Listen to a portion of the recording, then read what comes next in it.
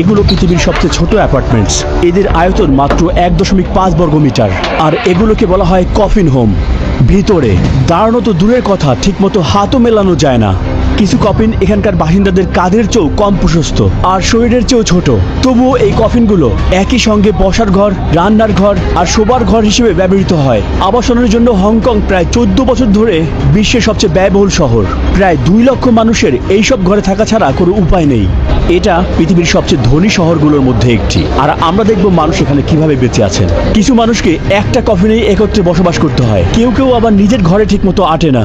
এই ডকুমেন্টারিতে আমরা এমন এক কফিন হোম বাসিন্দার সাথে সারাদিন কাটাবো, যিনি 16 বছর ধরে দুঃসহ জীবনযাপন করে আসছেন এখানে। শুরু করছি সবচেয়ে আরামদায়ক ঘরটির মাধ্যমে। ভবনটির প্রতিটি তলায় রয়েছে 20 থেকে 30টি কফিন আকৃতির অ্যাপার্টমেন্ট। আমি দাঁড়াতেই পারছি না। বিল্ডিংটা শুরুতে এরকম ছিল না। অবৈধভাবে সংস্কার করে তারা এই তলাকেই মাঝখান দিয়ে ভাগ করে 2 ভাগ বানিয়েছে। বেশি মানুষ ধারণ করার জন্য ওনারা জোর করে মাঝখানে একটি বাড়তি তলা বানিয়ে ফেলেছে। তাই এখানে সিলিং এর উচ্চতা খুবই কম। দেখুন কিভাবে একটি তলাকে ভাগ করে 2 স্তরের বানানো হয়েছে। এটা হলো কোকোর বাড়ি। সে 10 বছর ধরে এখানে একা বাস করছে।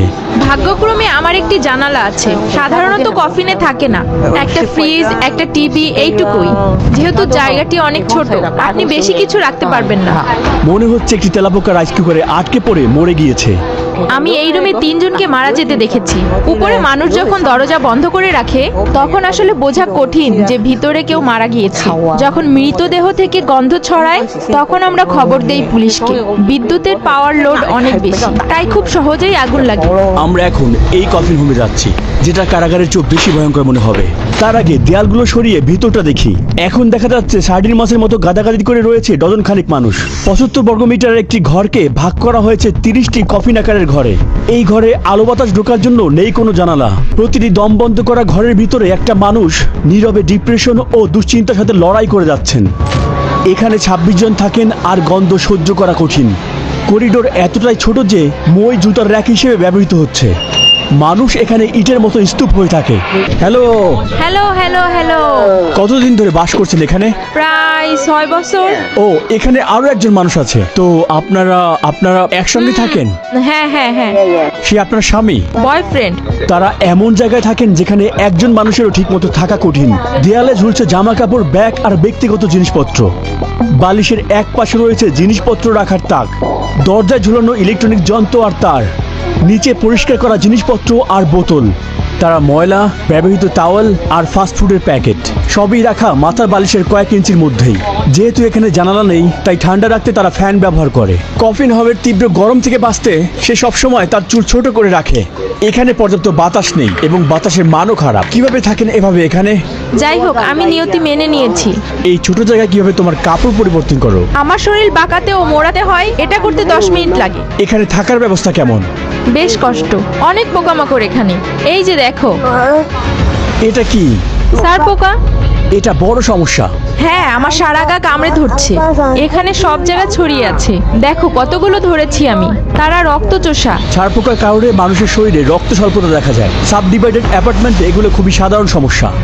একটি স্ত্রী ছারপোকা জীবদ্দশায় প্রায় 500টি পর্যন্ত ডিম পারতে পারে। এই দেখো, এখানে অনেক ছারপোকা আছে। এই যে এরকম এখানে অনেক ছারপোকা আছে। মিসলি ফাস্টফুড কিনতে বাইরে গিয়েছিলেন এবং তিনি ফিরে এলেন। তিনি একটি চেয়ার নিলেন এবং বিছানাটাকে কিছুক্ষণের জন্য খাবার টেবিল বানালেন। এই কফিন হোমগুলোতে ইন্টারনেটের গুরুত্ব পানি এবং বিদ্যুতের মতোই অপরিহার্য। কেননা এখানে থাকা বেশিরভাগ বাসিন্দাদের কাছেই বিনোদন বলতে শুধুমাত্র তাদের হাতের মোবাইল ফোনটাই রয়েছে। তোমার পেশা? পরিচ্ছন্নতা কর্মী। মাসে কত টাকা উপার্জন করো? $650।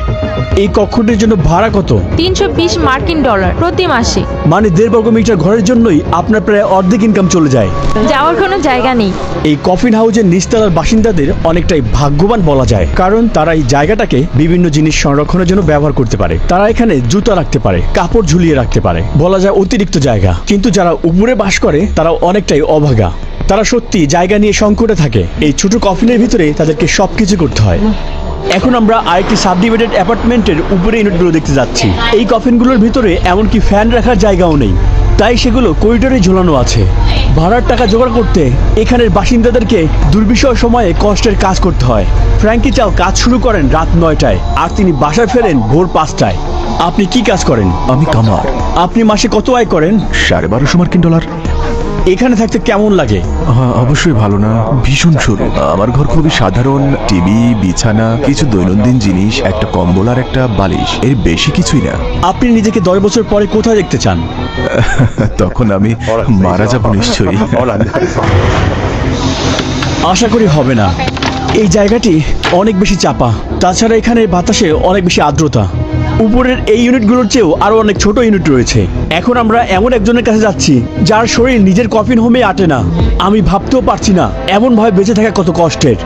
সেখানে যাওয়ার আগে আমরা পুরো অ্যাপার্টমেন্ট ঘুরে দেখি এবং বুঝতে পারি এখানে কোনো রান্নাঘর নেই। যারা বাইরের খাবার কেনার সামর্থ্য রাখে না তারা বাধ্য হয়ে এই ময়লা বাথরুমের পাশে রান্না করে। দেখুন, তিনি টয়লেটের পাশে খাবার প্রস্তুত করছেন। তাদের কোনো রান্নাঘর নেই, আর তাই এখানেই তাদের রান্না বান্না কাজ করতে হয়। এটাই তাদের বাথরুম।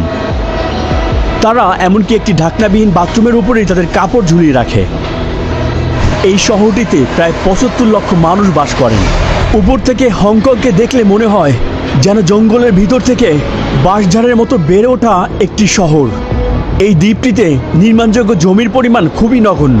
জায়গার এই চরম সংকট নিরসনে নেওয়া হয়েছে অদ্ভুত সব সমাধান, যেমন 8 তলা একটি পার্কিং গ্যারেজের উপর নির্মাণ করা হয়েছে 10 তলা একটি বিল্ডিং। শহরটিতে একটুও জায়গা নেই। আমরা এখন এসেছি পরবর্তী অ্যাপার্টমেন্টে। এই অ্যাপার্টমেন্টে ঢুকলেই পাবেন বাথরুম। দেয়াল বেয়ে ময়লা ঝরছে। ইনি হচ্ছেন জ্বর। তার দরজা খোলা ছিল, কারণ দরজা বন্ধ করলে তিনি নিজের ঘরে আটেন না।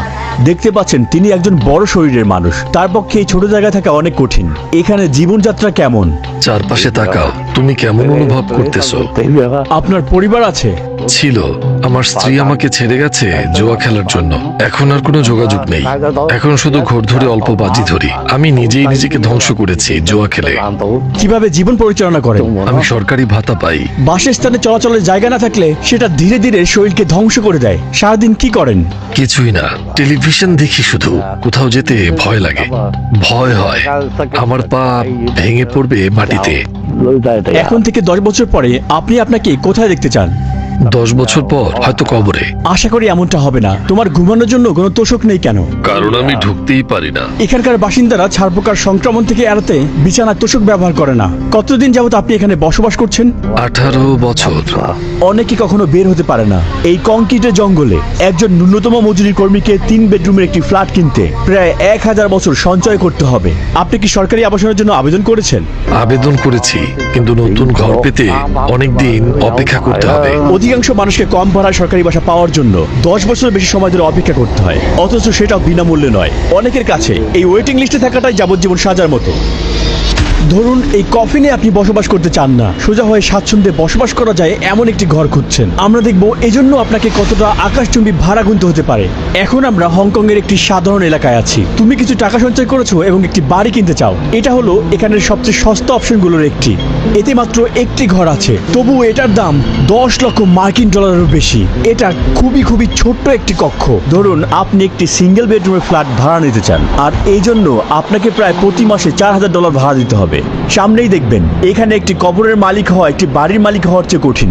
হংকংয়ে এক বিশাল ভিন্নতা তৈরি হয়েছে দুই জগতের মধ্যে। মাত্র 75 জন মানুষ দেশের মোট সম্পদের 10% মালিক। একদিকে ধনীরা দামি গাড়িতে ঘোরে আর দামি বাড়িতে থাকে, অন্যদিকে দরিদ্ররা ঠিকভাবে নিঃশ্বাস নেওয়ার মতো একটি স্থানও খুঁজে পায় না। এখানকার গড়ায়ু 84 বছর, যা বিশ্বের অন্যতম দীর্ঘ গড়ায়ুর একটি। তবুও এই আকাশ ছোঁয়া বাড়ি ভাড়া মেটানোর জন্য বেশিরভাগ মানুষকে অবসরে যাওয়ার পরেও হাড় ভাঙা কষ্ট করতে হয়। তা না হলে বেঁচে থাকাই কষ্টকর। তাই এখানে থাকা বেশিরভাগ বৃদ্ধদেরই দেখা যায় রাস্তায় কার্ডবোর্ড কুড়াতে। এখানকার মানুষের আয়ের বৈষম্য খুবই বাজে অবস্থা, যেন দিন রাতের পার্থক্য। যদি মালকিন জানতে পারে আমরা ঝুঁকিতে পড়ব, আমি পরোয়া করি না কি জন্য ছবি তোলার চেষ্টা করছে। তিনি আমাদের বের করে দিতে পারেন।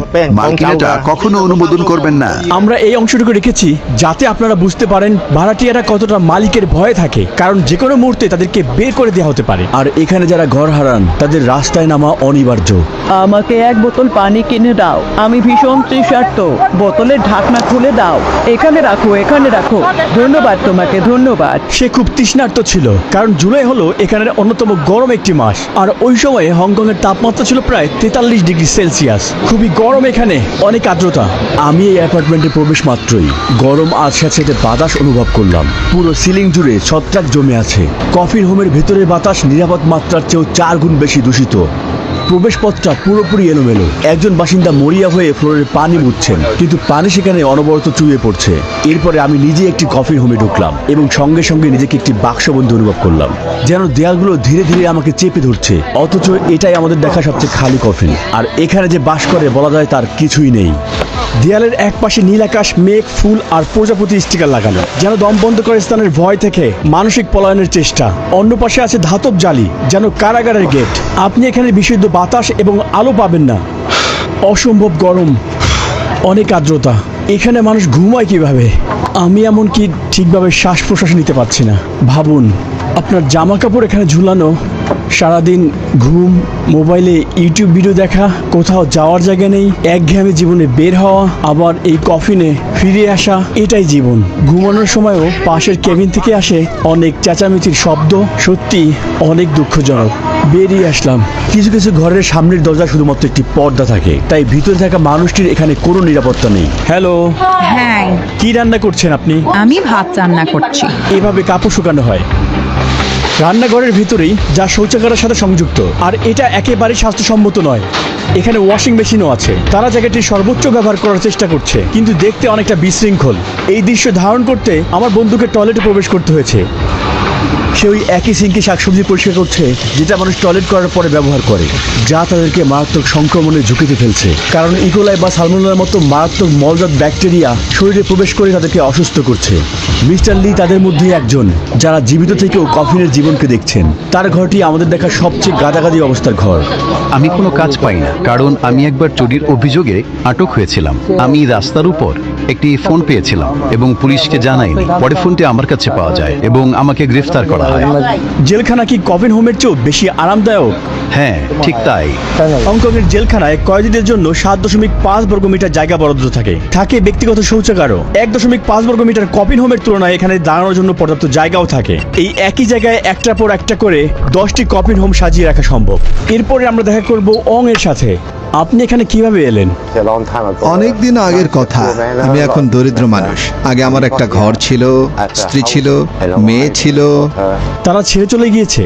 হ্যাঁ। তাদের সাথে কথা বলেছেন আপনি? টাকা পয়সা নেই, তাই তারা কথা বলে না। এখন আপনার বয়স কত? 63। এটা আমার টেবিল, সব কাজের জন্য। ভেতরে কাপড় রেখেছি। এটা সেই হাড়ি যেখানে আমি নুডলস রান্না করি।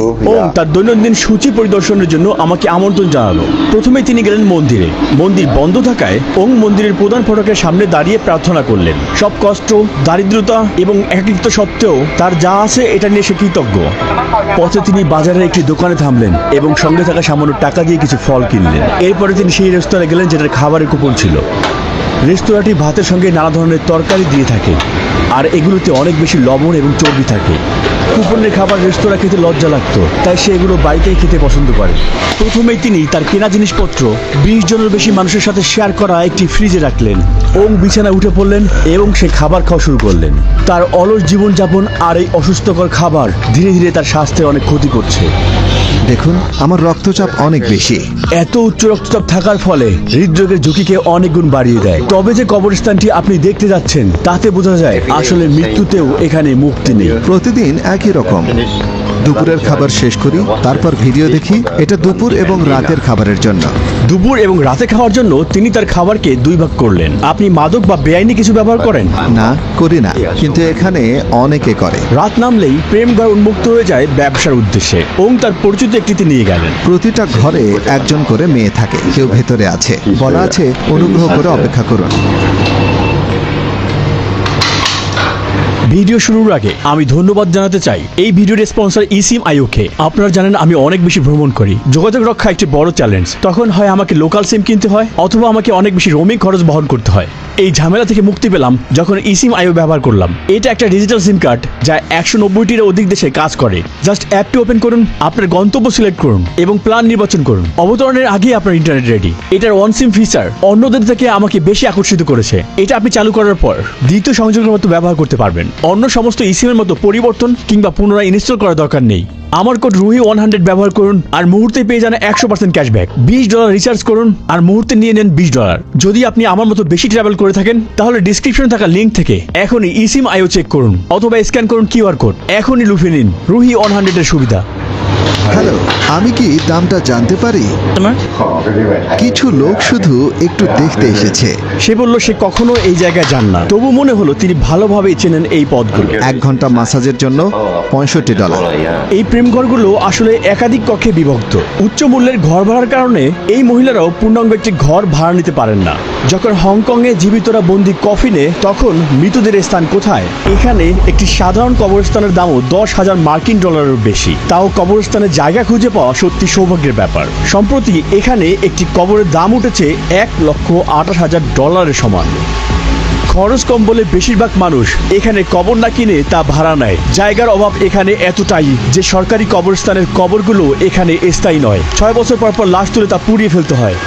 জমি কমে যাওয়ায় মৃতদেহ পুড়িয়ে ফেলাই একমাত্র বিকল্প। আর ছাই রাখা হয় ছোট্ট ডয়ারে, একটি জুতার বক্সের চেয়েও ছোট। ঠিক এগুলোর মতোই সরকার 2049 সালের মধ্যে আবাসন সংকট নিরসনের প্রতিশ্রুতি দিয়েছে। প্রায় 2,20,000 মানুষ বিশ্বের অন্যতম একটি ধনী শহরে এমন অমানবিক জীবনযাপন করছে। তারা এখানে সুরক্ষিত থাকার জন্য নয়, বরং ধনীদের চোখের আড়ালে থাকার জন্য। দেখার জন্য ধন্যবাদ। সাবস্ক্রাইব করতে ভুলবেন না। সাথে ছিলাম রুহি চ্যানেল।